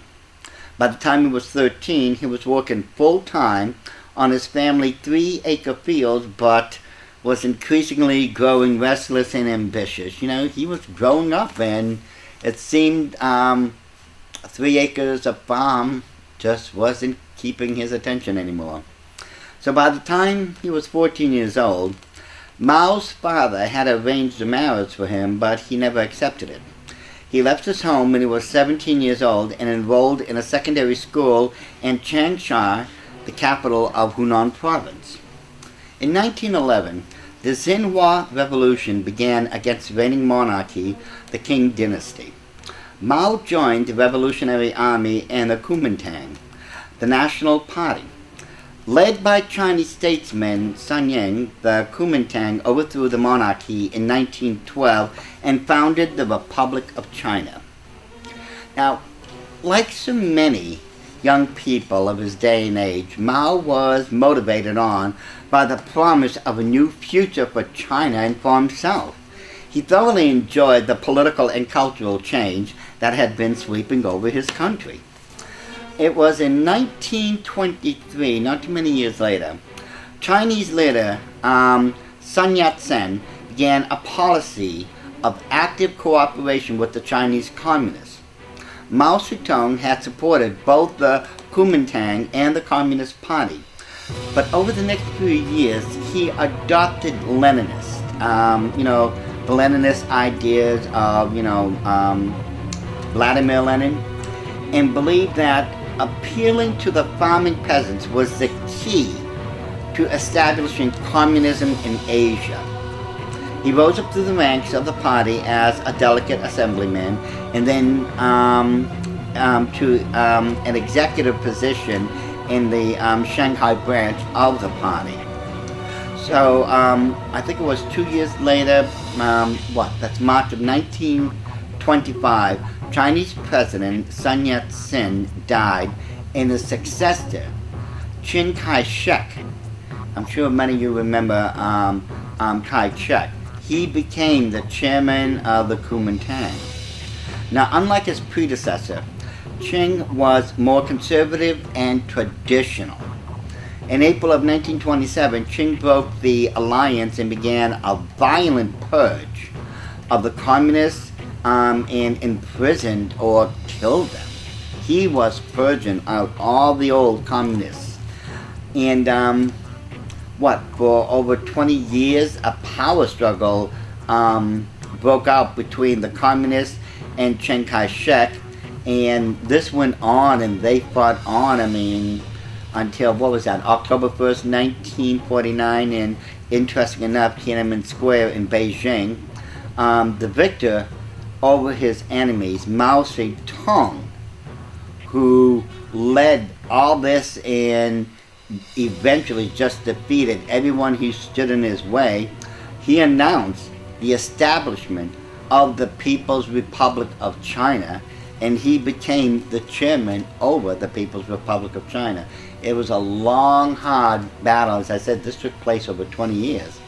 But eventually, this is what had happened. Mao Zedong conquered his enemies. But his real brutality came and showed itself years later after that war. You see, he had excuse me, he had established Chinese what he called labor camps.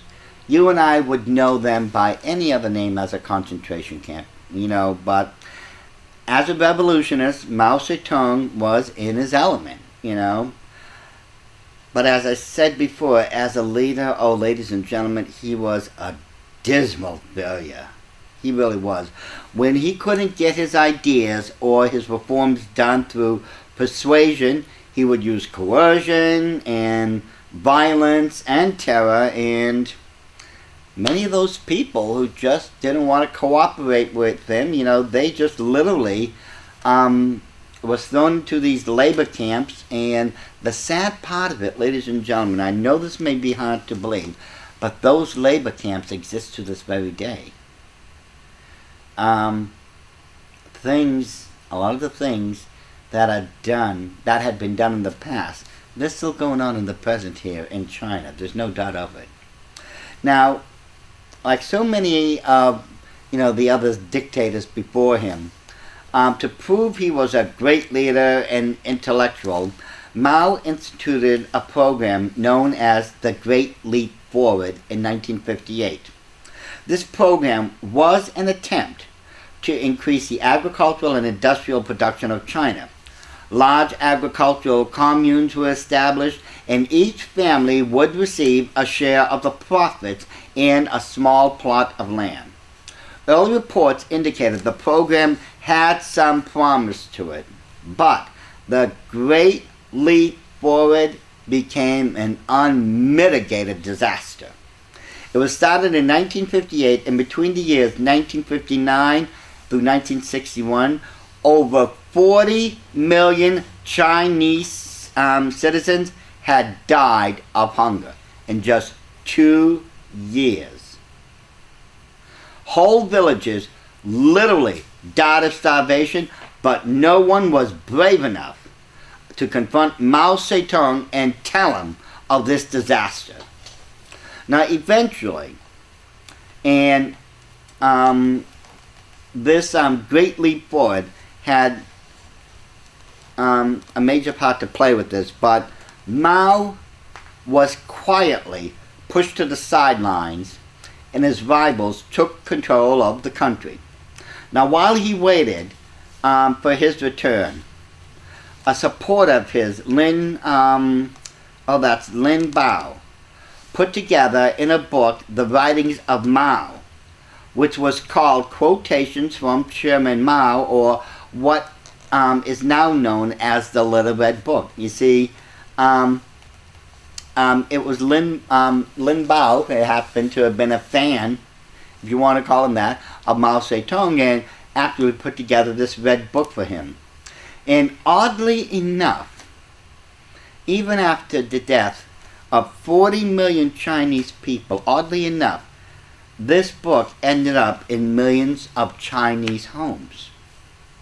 Now, Mao returned back to power in 1966 once he had convinced the youth of the land that the middle-class people were trying to restore capitalism to their country.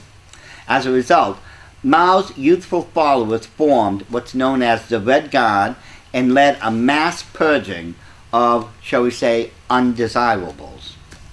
Now, once he was back in power, Mao ordered the closure of Chinese schools, and young intellectuals living in the cities were sent to the countryside to be re-educated through hard manual labor.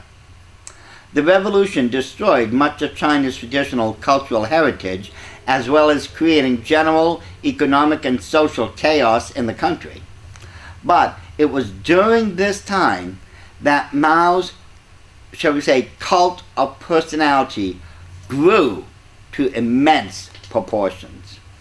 Now, in order to secure his place in history, Mao invited then President Richard Nixon to China in 1972, which greatly helped to ease the tensions between both countries.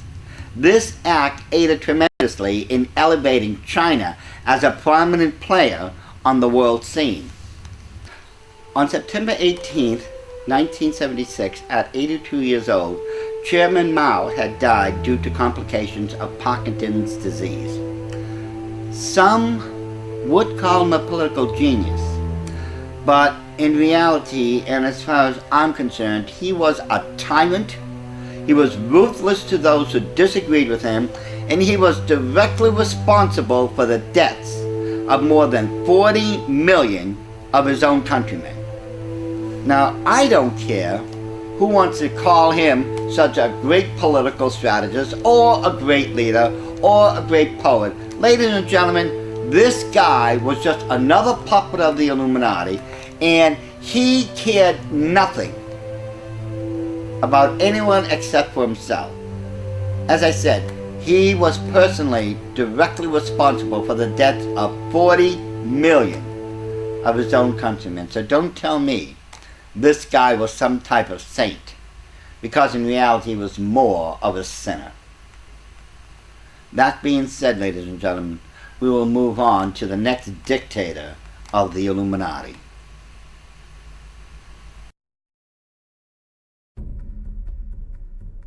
On August 13, 1926, Fidel Castro had been born as the illegitimate son of his wealthy father, Angel Castro, who was a wealthy sugar plantation owner originally from Spain.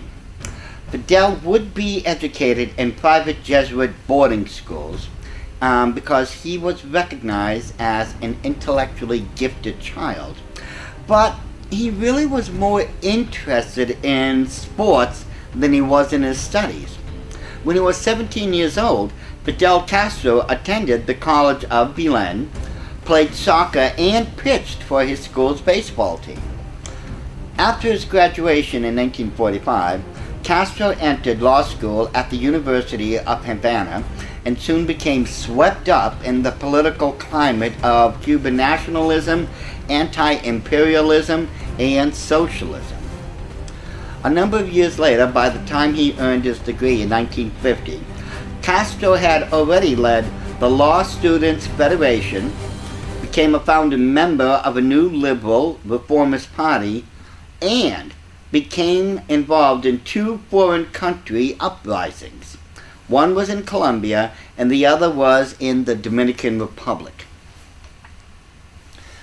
After graduating from the University of Havana, Castro furthered his political interest by running for a seat in the Cuban Parliament in 1952, but the elections were canceled the day before due to a coup led by General Fulgencio Batista, who overthrew the government.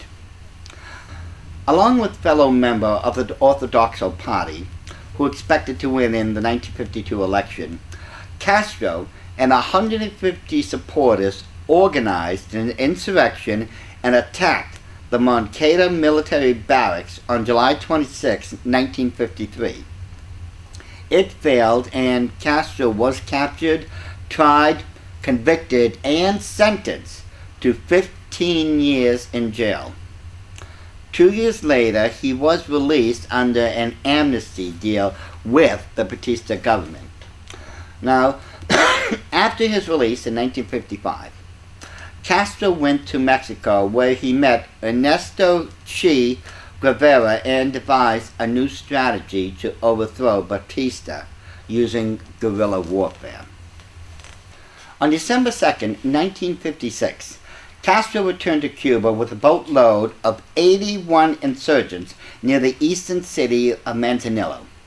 Batista forces killed or captured most of the attackers, and Castro, his brother Raul, and Guevara escaped into the Sierra Maestra mountain range. From the end of 1956 through 1958, Castro's forces waged a guerrilla war against the Batista government, organizing resistance groups in cities and small towns across Cuba. He was also able to organize a parallel government, carry out some agrarian reform, and controlled provinces with agricultural and manufacturing production. Batista's government collapsed in 1958 due to Castro's efforts. In January of 1959, Batista fled to the Dominican Republic, and at the age of 32, Castro successfully concluded a classic guerrilla campaign to take control of Cuba. A new government was created with Jose Miro Carranza, and it quickly gained the recognition of the United States. Castro assumed the post of commander-in-chief of the military, but in February 1959, Miro suddenly resigned and Castro was sworn in as prime minister. Now, take a look at this next photo very, very carefully, ladies and gentlemen, because when Castro was being sworn in, a number of white doves landed on his podium and on him. Now, since Santeria is one of the major religions in Cuba and it's an occult religion, this was considered to be an incredible omen or blessing from the gods. You see, in Santeria, the practitioners follow the 7 African powers or the 7 major gods of Santeria. Doves in this occult religion are considered to be extremely sacred to the gods. So you can see that when they landed, on the podium in front of Castro and on his shoulders, and one did land on his hat, this was considered some sort of divine blessing from the 7 gods themselves. At first, Castro was hailed as a hero by his countrymen, especially those from the lowest class. But he soon became a threat to the political and economic interests of the United States. It was on April 16, 1961, Fidel Castro declared Cuba a socialist state. The next day, on April 17th, Cuban exiles invaded Cuba at the Bay of Pigs in an attempt to overthrow Castro. The incursion was a disaster. Hundreds of the insurgents were killed and almost 1,000 were captured. The United States, of course, denied any involvement in the Bay of Pigs. However, it would later be revealed the Cuban exiles had been trained by the CIA and armed with U.S. weapons, though no air support had been given in hopes of hiding any U.S. participation. Now, Castro used the Bay of Pigs incident to solidify his power. 2 weeks later, on May 1961, he ended all democratic elections in Cuba and denounced American imperialism. At the end of the year, he declared himself to be a Marxist-Leninist and adopted communist economic and political policies. On February 7, 1962, the United States imposed a full economic embargo on Cuba, which exists to this very day. Castro, at this point, strengthened his relationship with the Soviet Union by accepting even more economic and military aid. In order to deter another U.S. invasion of Cuba, Nikita Khrushchev conceived of placing nuclear missiles in Cuba that were just 90 miles off the coast of Florida. Khrushchev justified his actions in response to the U.S. Jupiter missiles which had been deployed in Turkey. An American U-2 reconnaissance plane had taken the following photos, ladies and gentlemen. And it was discovered that missiles were being put in these bases along Cuba's seashore and other places. President Kennedy responded by demanding the removal of the missiles with orders for the U.S. Navy to search any vessel headed for the island. And it was at this moment, ladies and gentlemen, that the world held its breath. we were literally, for the first time in history, facing the very real possibility of an all-out nuclear war. Now, from October 14th through October 28th, 1962, for 2 weeks, the first mutual assured destruction face-off began. I still remember, as I said, ladies and gentlemen, we were practicing duck and cover.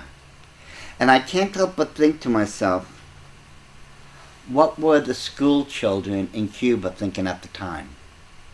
Were they practicing duck and covering? Because I know that most of the Cuban citizens, the adults, they were convinced they were going to be destroyed by nuclear fireballs.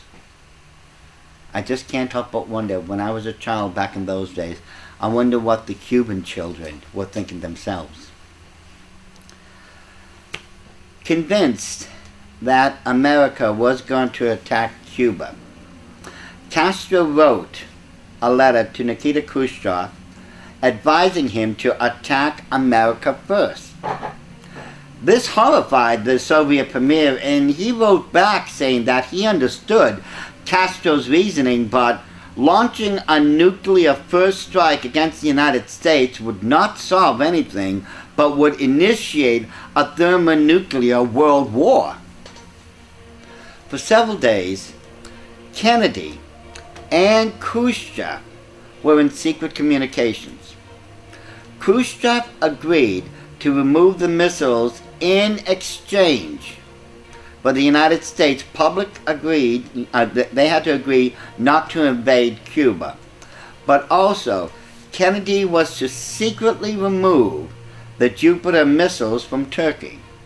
Now, by making the arrangement like this, both leaders saved face, if you would, and Castro was the one who was actually humiliated because both superpowers left him completely out of the negotiations and in the dark. Now, after the Cuban Missile Crisis, life under Castro became intolerable. Civil liberties were slowly removed, labor unions lost their right to strike, independent newspapers were shut down, religious institutions were harassed, and Castro removed any opposition to his regime through executions, imprisonments, and forced immigrations. And of course, like all his predecessors, Fidel Castro's had labor camps or concentration camps by any other name. Call them labor camps or war camps, but they are still concentration camps by any other day. Now, due to his declining health, Fidel Castro, at age 81, permanently gave up the Cuban presidency on February 19, 2008, and handed the power over to his 76-year-old brother, Raul. The Cuban National Assembly officially elected Raul as President of Cuba in the same month. In conclusion, ladies and gentlemen, as you can tell, Fidel Castro was no different than any other Illuminati dictator. Those who disagreed with him either vanished, were killed, or ended up in labor camps. And when we look at the way he ran things, especially in his own government, comparatively speaking to the seven-part plan of the Order of the Illuminati, he was spot on. So, knowing all these things, ladies and gentlemen, as we go down through the corridors and annals of history, you can see that for the most part, I should say, most if not all of the dictators throughout the centuries we've just gone through, they were all puppets or direct members of the Order of the Illuminati. That being said, ladies and gentlemen, we're going to, once again, move up the timeline to see what we can discover, what connections to the Illuminati there are, and to see if the 7-part plan of the Order of the Illuminati is still on track or not.